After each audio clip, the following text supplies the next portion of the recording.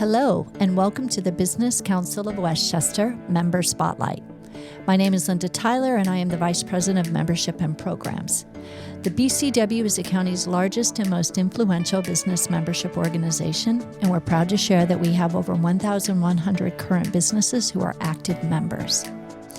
I'd like to welcome our guest, Regina Smith, owner of The Plant, a premium cannabis dispensary featuring a wide array of innovative cannabis products and brands. The store is located on the Yonkers-Scarsdale, New York line, and all products are state tested and approved. A couple of fun facts.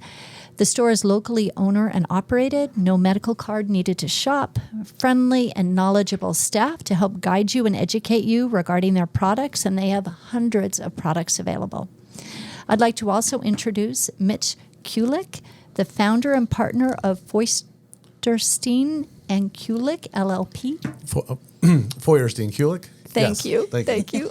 I did it right a minute ago. But if you got my name wrong, I wouldn't say a word, but it's my partner's name. Thank you, and I apologize. No worries. Since 2013, Mitch has been solely focused on the cannabis industry as a trusted legal advisor, investor, partner, and attorney to leading cannabis funds, investors, multi-state operators, brands, and technology companies. Regina and Mitch, welcome to you both. Thank you. Very glad you're here with us today. Happy to be here. So let's talk about your story. How did the two of you meet and then partner together to create and open The Plant? And what inspired you to open this store? How did it get started? Yeah, I think Mitch should go first because he says it so well. We'll see. So it began actually long before cannabis was legal in New York. In about 2000, you might have the date better, 2016. 2016. Regina and her husband Anthony opened up a bakery in Hartsdale, Scarsdale area, and my daughter became their first employee. And so I would go visit every once in a while, make sure my daughter understood how to count back change and things like this that I learned when I used to work in retail. And I got to meet Anthony and Regina, and it doesn't take too long for one fan of The Plant to recognize another fan of The Plant. So I recognized this in Anthony, and he recognized it in me, and a conversation started. I'm a lawyer focused on cannabis where I was helping people stand up businesses and get licenses. And here was a couple that has a business in, I guess it's really Scarsdale, but lived in Yonkers and knew how to operate retail. So we sort of said, hey, when New York ultimately gets its act together and legalizes for adult use, why don't we work together and establish a business? From that moment, it took another, 3 years? Well, 8 years, if you think about until we got the store open. From that moment until New York would even legalize was 5 years, 2021. And then it took us about 3 years to find real estate, make applications, raise capital, do all the things that are necessary and challenging to start a cannabis business. And really any business, right? There's so many moving parts and elements. Well, why don't the two of you, because for our listeners here today, talk to us a little bit, what are some fast facts about New York legalization of cannabis and cannabis in general? You want me to I'll start. If you, we'll maybe go one and one or something. But here's some fast facts. I just mentioned, right? It hasn't been legal until March of 2021. And this I don't know if this is a fact or just an interesting observation, but this happens in every state. When a state legalizes, they decriminalize at the same time. So, but you decriminalize, it takes 1 second. You tell the police, we are no longer putting people in jail for this. It's decriminalized. But legalization takes 3 years or more, right? You have to draft regs and you create application guidelines and review applications. And it takes such a long time that in that interim period, people have done a lot of, they'll pop up dispensaries that are illegal, right? Because they know there's decriminalization is the flavor of the day. So they can do that without fear of retribution, and then we set up our business later and you're sort of competing with those people who are still open, who are opportunistic, we hope that the state, gets more enforcement priorities with respect to shutting down the illegals. And I think that probably this conversation we'll talk later about why wouldn't I go to an illegal dispensary? What is it about it versus The Plant, and why would I go to The Plant? which I think we'll probably get into. Yeah, like he said, it's legal, and some people still don't realize that. We do have abide by certain rules by the OCM, and we have to like block our windows out for people to be able to, not see in our store. So we just want everybody to know that it's legal and you can come in, but you have to be 21 and over. Just like a liquor store a little bit, right? Yeah. Similar laws apply. And I remember I was doing a little research because I found all of this so fascinating. What I think also separates you from some just dispensary down the road, it's state vetted and tested, and you're selling a very safe, good product that has been tested and vetted by the state. Am I correct when I say that? Correct. That's a big distinction. In fact, I get a call oftentimes from parents in driving in their car with their kid who's 16, 18, 20, and they're saying to me, my kid is smoking at parties or doing these things. Please tell them that they should let me buy for them an illegal dispensary. So at least I can put my head in the sand as a parent and pretend like my kid isn't interacting with cannabis, or I can acknowledge it and just want him to be safe or her to be safe, right? And so that's a big part of what the plant stands for. It's a big part of what I stood for. My entry into cannabis as a lawyer was to go work for the very first commercial cannabis testing lab in the country. And the idea of this lab was so that consumers would know, what are they consuming, right? Because you made the point that, cannabis it's kind of like alcohol in this way. It's like a liquor store and a dispensary. But when you go to a liquor store, you know the difference between tequila and beer. You know the difference between proof. Like, is this 8 ounces of this going to make me, blotto drunk, or, Good point. And so like that did not exist in cannabis. This company in Oakland called Steep Hill Labs was the very first company in the industry to begin to test cannabis so that people would know that it was free of pesticides and heavy metals and what was the potency and what were the cannabinoid profile of it.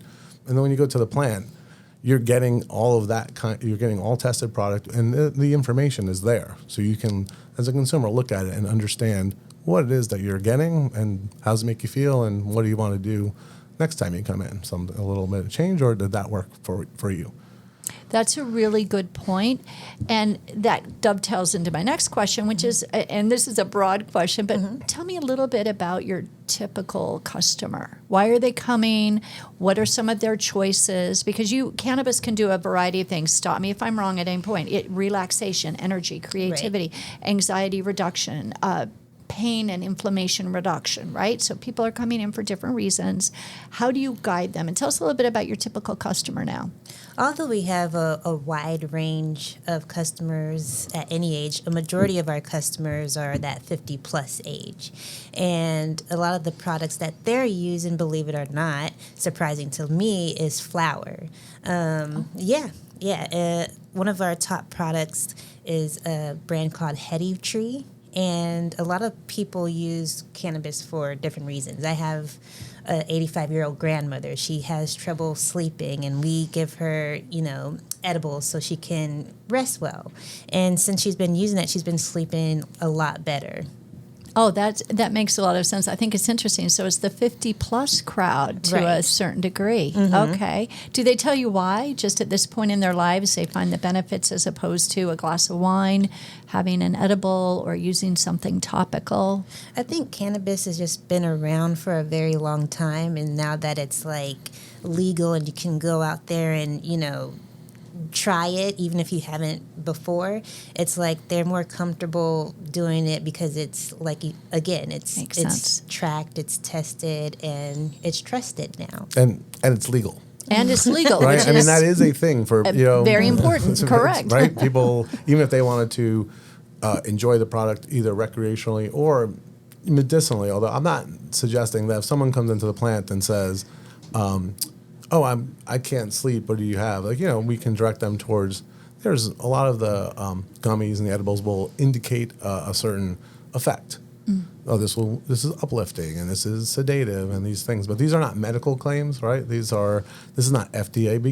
This is the challenge. There's so many challenges of cannabis, but it's illegal on a federal level, right? So you don't have the FDA weighing in on these products, and you can't, and they wouldn't, because it's illegal on a federal level. Until it's legalized, you wouldn't have a product that you could actually make a medical claim.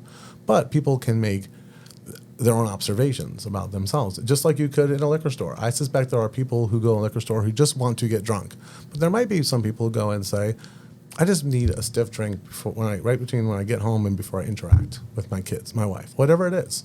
I remember that story when my mom said her dad, who had a very stressful job, would come home and no one could bother him until he had his first Manhattan.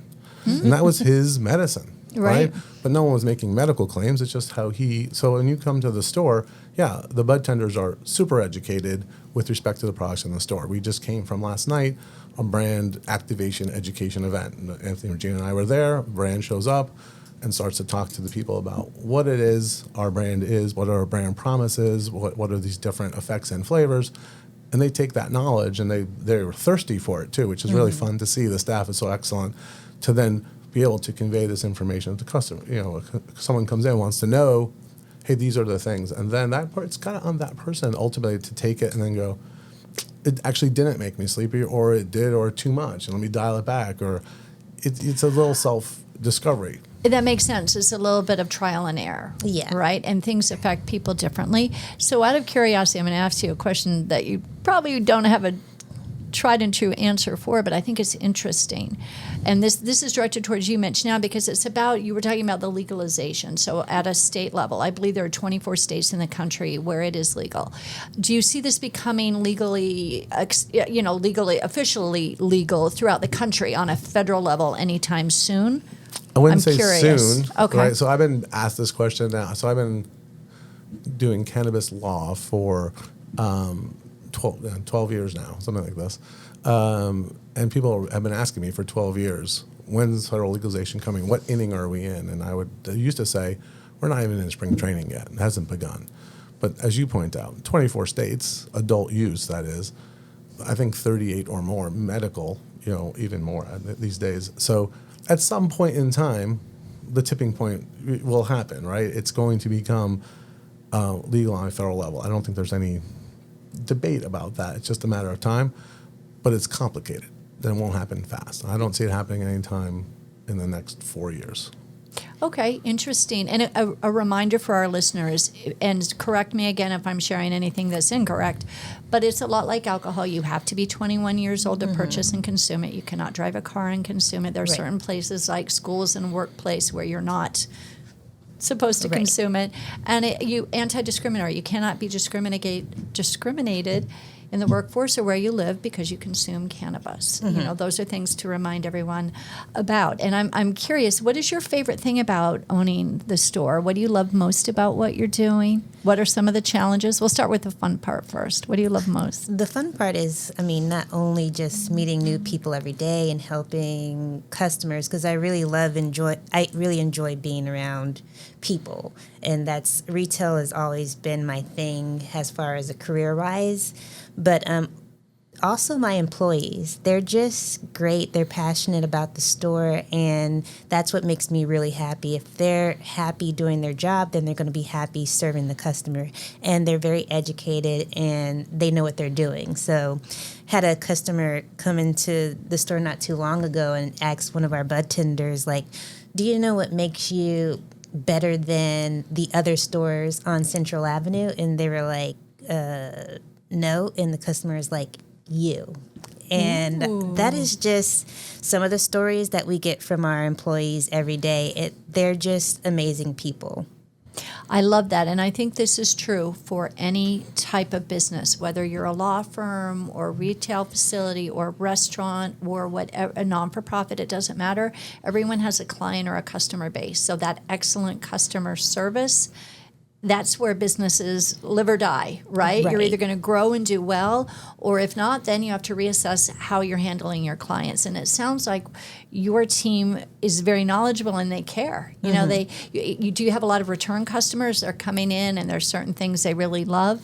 Absolutely, that makes sense. And is there a number one, or do people tend to come in and say, I just can't sleep at night, or my knee constantly aches? Is there kind of a common theme why people are coming in and looking for cannabis? I'm curious. I think there's various reasons that people come in. I used to have problems with pain myself, so my husband introduced me to cannabis sort of like a natural type of way to get away from pain and not rely too heavily on pills. Right.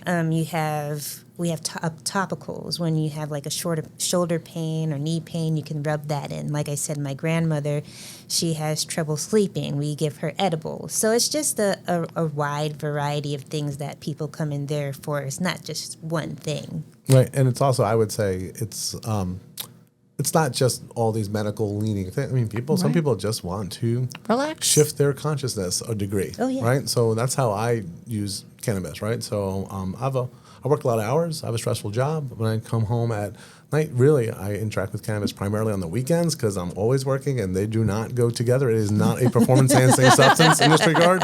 But when I do, I recognize that that is a departure from where I just came from. Right, I just came from this world of stress and professional responsibility, and now I can relax, hang out with my wife, take the dog for a walk, watch a movie, but just it just sort of shifts your consciousness. And so there are plenty of people as well who come into the plant. That's what they're looking for. Totally makes sense. It's your glass of wine. It's a way to relax. Mm-hmm. Yep. It's a way to just, you've had a long, busy week and it's Friday, and that totally makes sense. And that's the beauty of it, right? There's just such an array of reasons and benefits that people do take cannabis or ingest or use it topically too for pain. I know a lot of people who do that with a lot of success. So out of curiosity, Mitch, how did you get into cannabis law? Because you started with one specialty, correct? And then you've shifted over the years. Yeah, no, I was a corporate securities lawyer for 20 years before getting into cannabis as a profession. I was interacting with cannabis along the way. And like I said, I was a fan of the plant. So when I started to see what was going on around the country, as you point out, there's now 24 states adult use. I think when I got in, there were just Colorado and Washington were just beginning. And I just saw a trend, an opportunity that I really believed in. I'm a big believer in the plant, and I'm a believer in the people who are believers in the plant, the whole movement, right? The concept that people ought not to be in jail over the plant, that people should be able to, if they're over 21, they should be able to buy it and interact with it no different than they do alcohol. These are just things that I held that truth to be self-evident. And so for me, that just, when I saw the opportunity, it was actually through Connecticut, when Connecticut issued its first medical licenses. I went up to take a ride to see one of these facilities, and I was pretty blown away by what I saw. I was expecting, like the head shop of yore or like an overgrown field, but instead it was a 65,000 square foot warehouse with a retina scan to get inside, security cameras everywhere, construction crew of 50 building out a real grow, and investors walking around all over the place. And I said, okay, this is what I'm doing. So that's how I got in. That makes sense. And what I really see on your faces and hear in your voices is the real passion for what you're doing here. Mm-hmm. And that brings me to another question that I find so fascinating, because you're both small business owners. You have a firm, you have the plant. What do you love about being a business owner? Because there are exciting things about it and, of course, challenges like anything. What do you love most about it, and what are the challenges? I would say what I like the most about it is being in control myself. And I'm the only one that can let myself down. So I'm always challenging myself. But within that, there's always this struggle in your head of, am I doing the right thing? Am I going to succeed? Or, there's always doubt in your head, but you just have to learn to trust yourself. That makes a lot of sense. Absolutely. What about you, Mitch? That's really well said, Regina. Because because I'm sitting there, I'm thinking, what's my answer going to be while she's talking? But I did hear what she had to say. And when Dave Feuerstein and I started the law firm, we just sat with each other and we said, we're ready to make a bet on ourselves. I love that. Right? As opposed to, we just felt that we got to a point where we could do it. But I think what I've discovered is it's really fun.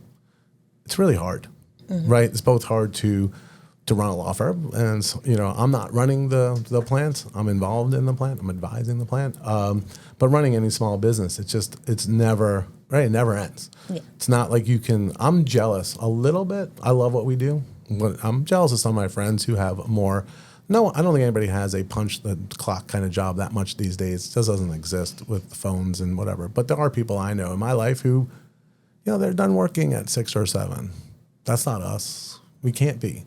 There's so much going on. And it's never it's never done. You just at some point you just have to put your head down and go to sleep, and then the next day will be there. But it's a bet on yourself.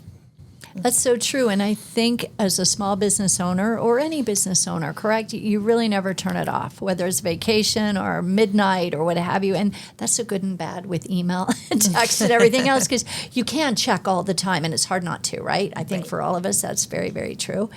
Well, tell me if you, any thoughts about what you see the cannabis industry, where you see this going in the next 5 years, whether it's products or legislation or just the industry itself. What do you see evolving? Well, like you were discussing earlier on a federal level, I mean, we have this thing called 280E, which is pretty much like a tax code or something like that. Yeah, it's part of the tax code. It penalizes essentially very quickly. 280E of the Internal Revenue Code says if you're trafficking in Schedule 1 or Schedule 2 controlled substances, which marijuana is, and so is heroin and meth and all these other things that marijuana is clumped into, which it ought not to be, as you point out, legal in 24 states, medically legal, I think in 40 or more states. But yet, if you run a cannabis business, you cannot deduct ordinary business expenses. So, we always say, like, if we had next to the plant was a laundromat, and if each business made $1 million in revenue, the laundromat's taking home a lot more money at the end of the day, because they can deduct, before they start paying taxes, their rent, their insurance, their payroll, their marketing. These are all things that we are not allowed to deduct. So the effective tax rate of a standalone cannabis dispensary can be 70% or more. So I think one of the misperceptions, so we are having fun, right? We love what we're doing. And again, I think that, going back to the question you asked earlier, I think we're having fun because those transactions are fun. The person who's selling the cannabis at the plant loves their job and loves the plant. So does the customer. So it's very rare to go, if you think about any time on a weekend, you're going to the store, Home Depot or Dick's Sporting Goods or whatever, like, you might not want to be going there, but you have to be going there for this reason or that. Everybody there wants to be there, both the people who are selling and buying.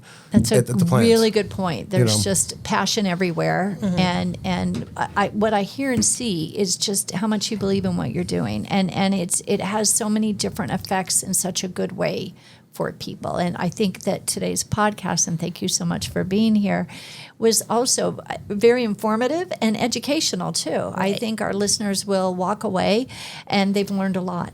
And so real quick, where you're located again, so everybody knows.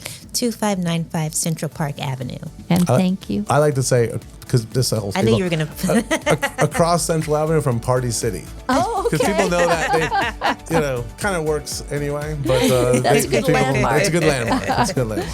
Thank you both. This was a terrific conversation. Thank you for having us. Thank you so much. Our pleasure. Our pleasure.